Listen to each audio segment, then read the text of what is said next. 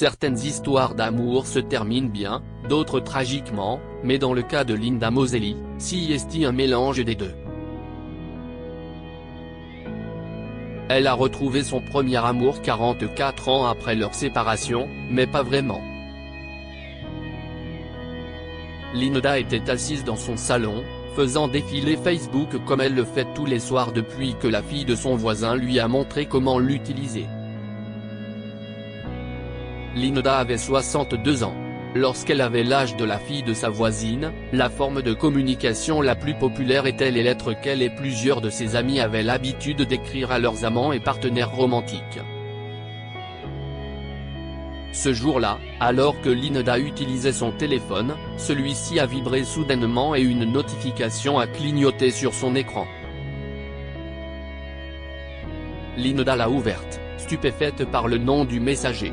Mais lorsqu'elle a lu le message en entier, ses yeux se sont illuminés, une étrange excitation, mais une certaine tristesse se cachait dans son cœur. 44 ans plus tôt. C'était début janvier et Linda avait reçu une livraison de roses rouges. Son grand-père étant décédé depuis peu, ces fleurs n'avaient donc rien d'extraordinaire, mais le nom sur la note qui les accompagnait l'était. La dernière fois qu'elle avait vu ce nom, Henry Zimmerman, c'était dans l'annuaire de son université. Chère Linda, lisait-on sur la carte d'Henry, je suis un de vos aînés, bien que je ne pense pas que vous sachiez qui je suis. Je suis désolé, mais je suis un peu timide, alors je n'ai pas eu le courage de vous demander de sortir avec moi tout de suite.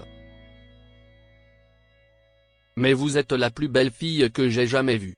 Voudriez-vous sortir avec moi? Linda a rougi comme jamais en lisant le mot. Contrairement à ce que pensait Henry, elle le connaissait trop bien. En fait, tout son groupe le connaissait. Il était connu pour être un introverti, mais c'était un génie. Débats, quiz, et tout ce qui avait trait aux activités extrascolaires, Henry était au sommet. Elle a délicatement ramassé le bouquet, est allée dans sa chambre et l'a posé sur sa table d'études. Quand sa mère lui a demandé qui l'avait envoyé, elle a menti en disant que c'était pour son grand-père. Désolé, j'ai menti, grand-père, a murmuré la jeune fille en s'excusant rapidement dans sa tête, puis elle a continué à lire la note dans sa chambre. Si la réponse est oui, veuillez me retrouver au café de Hemington Road à 10 h. Je vous y attendrai. J'ai hâte de vous voir. Faisons connaissance, Henry, a-t-elle pensé en posant la lettre. Elle était intéressée à en apprendre plus sur Henry en tant que personne. Elle s'est dit qu'au moins, elle pourrait discuter avec lui. Mais quand elle est arrivée le lendemain, elle a découvert qu'Henry n'était pas celui qui avait envoyé les fleurs. Il s'est avéré qu'il avait le béguin pour Linda, mais il était trop timide pour l'admettre. Il a tout dit à son ami Paul, qui leur a organisé un rendez-vous.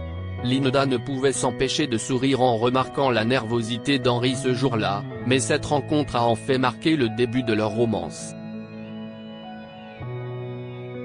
Ils ont commencé à se voir plus fréquemment après ce jour-là, parfois en rendez-vous dans des cafés et parfois de manière décontractée. Ils se promenaient dans les parcs en se tenant la main quand il faisait nuit, et que personne ne pouvait les voir. Cependant, la mère de Linda les a aperçus ensemble un soir, et c'est à ce moment-là que tout s'est écroulé pour eux. « Tu es devenue folle, Linda ?» a crié sa mère. « Tu ne te rends pas compte qu'il est noir et que tu es blanche. Veux-tu que nous souffrions de la même manière que les noirs? Calme-toi, maman » a rétorqué Linda. « J'ai Henry, et je veux l'épouser. Je me moque que toi ou la loi essayiez de nous arrêter. Nous sommes amoureux, et personne ne peut nous séparer. Linda, ne fais pas l'idiote » l'a averti sa mère. Tu ne le reverras plus, si est tout. Je vais en parler à ton père ce soir. Le père de Linda était un haut fonctionnaire du gouvernement à l'époque. Il savait que si quelqu'un découvrait que sa fille sortait avec un homme noir, il perdrait à la fois sa position et son pouvoir. Il a donc menacé la famille d'Henry de ne pas s'approcher de sa fille, à l'insu de Linda. Henry était un universitaire et il avait peur de perdre sa bourse s'il s'opposait au père de Linda. Il venait d'un milieu très modeste, et son père dirigeait une petite entreprise de location de voitures. Aussi, lorsqu'il a revu Linda quelques jours plus tard, il a rompu avec elle, en lui disant qu'il ne l'aimait plus et que ce qu'ils ont vécu n'était qu'une simple passade. Linda était dévastée, c'était le moins que l'on puisse dire. Elle a alors accepté l'offre de son père de déménager dans un autre état pour étudier. Si est ainsi que le destin a réussi à les séparer. Cependant, le cœur de Linda n'a jamais été d'accord avec ce qu'Henry avait dit. Même après avoir déménagé dans un autre état, elle a continué à lui écrire des lettres en espérant qu'il répondrait un jour. Comme ce n'était pas le cas, elle a décidé de revenir en arrière et de le retrouver. Mais il était trop tard. Elle avait découvert que les parents d'Henry étaient morts dans un accident et que le garçon avait disparu sans laisser de traces. 44 ans plus tard. Le nom qui défilait sur l'écran de Linda était celui de Charlotte, la nièce d'Henry. Quelques semaines auparavant, Linda était tombée sur un post sur la timeline de son amie, où la jeune fille avait posté une photo avec Henry. Elle avait tout de suite reconnu son amour d'enfance. Comment ne pourrait-elle pas, après tout? C'était Henry, son Henry. Son premier, dernier et seul amour. Linda a immédiatement envoyé une demande d'amis à Charlotte ce jour-là, et heureusement, elle l'a acceptée quelques jours plus tard. Linda s'est présentée comme l'amie d'Henry et a exprimé son désir de le rencontrer. Mais les semaines ont passé, il n'y avait toujours pas de réponse. Linda avait commencé à perdre espoir de pouvoir rencontrer Henry à nouveau. Pourtant, un soir, Charlotte lui a répondu, et les yeux de Linda se sont illuminés lorsqu'elle a lu le message. « Salut, Linda », a commencé le message. « Je suis désolé d'avoir mis du temps à répondre à votre message.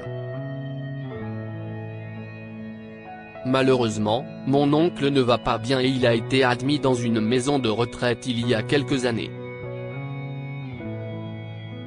Je suis si heureux de pouvoir enfin vous parler. Mon oncle n'arrêtait pas de nous raconter des histoires sur vous. » Avec le message, Charlotte avait joint l'adresse de la maison de retraite. Par chance, elle se trouvait au Texas, où Linda se trouvait actuellement.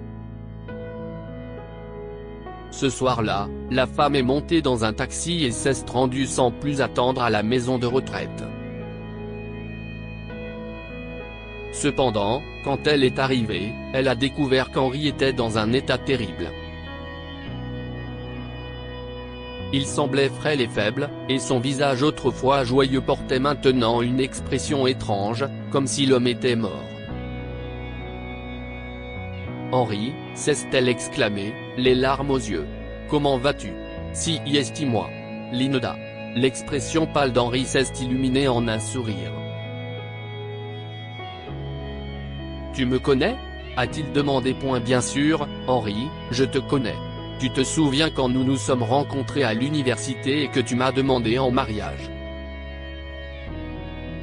Mais je ne suis jamais allé à l'université, l'a-t-il coupé. J'attends mes parents.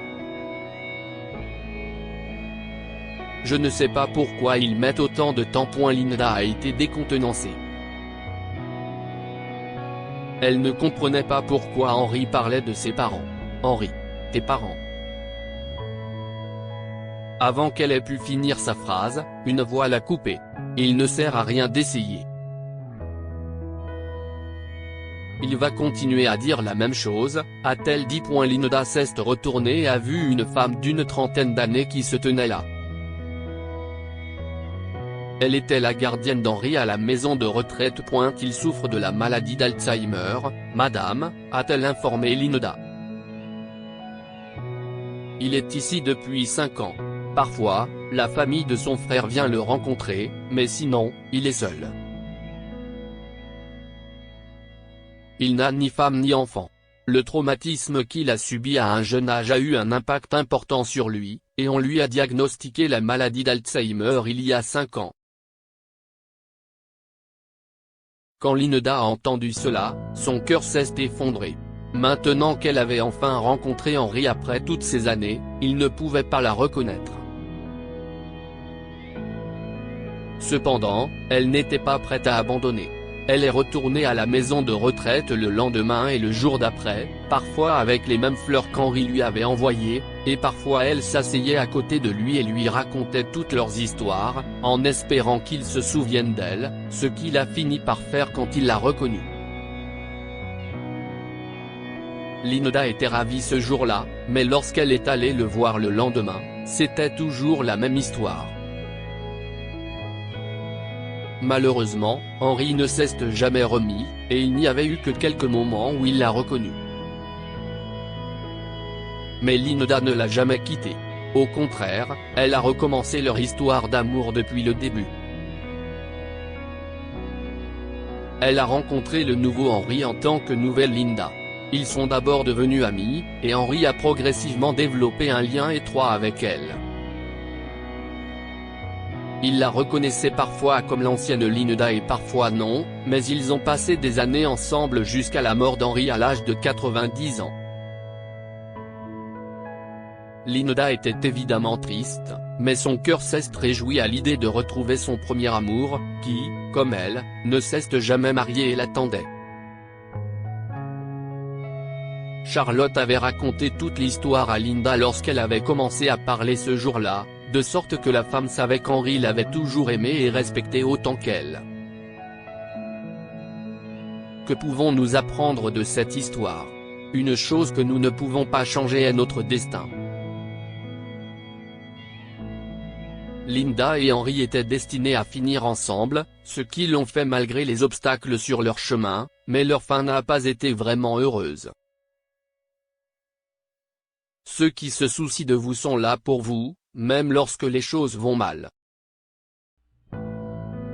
Linda est restée aux côtés d'Henri même s'il ne l'a pas reconnu, prouvant ainsi son amour éternel pour lui. Lire aussi, une fille qui a refusé de jouer aux échecs avec son père malade ouvre un jeu d'échecs qu'il lui a offert avant son décès. Cette histoire est inspirée par l'histoire d'un de nos lecteurs et écrite par un rédacteur professionnel. Toute ressemblance avec de véritables noms ou lieux est une pure coïncidence. Toutes les images sont utilisées uniquement à des fins d'illustration. Partagez votre histoire avec nous. Elle changera peut-être la vie de quelqu'un. Si vous souhaitez partager votre histoire, envoyez-nous un mail à info@amomama.com. Abonnez-vous à Amomama sur Google News.